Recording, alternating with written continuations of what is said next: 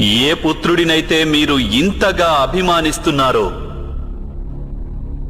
వానికి వాస్తవంగా మీరేమిచ్చారు? సంపదలిచ్చాను, సుఖాన్నిచ్చాను, రాజ్యాన్నిచ్చాను. సంస్కారాన్నిచ్చారా? విద్యనిచ్చారా? ధర్మం గురించిన జ్ఞానాన్నిచ్చారా? ఏ రక్షణ లేకుండా జీవించగలిగే విధంగా వానికి మీరు ఏమీ ఇవ్వలేదు గురుదేవా.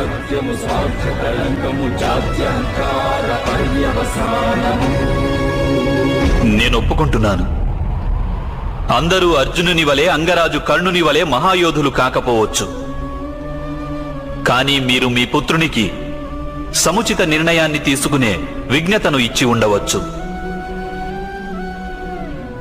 ఒకవేళ మీరలా చేసి ఉంటే ఈరోజు మీ పుత్రుడు ధర్మానికి శత్రువు అయ్యేవాడు కాదు.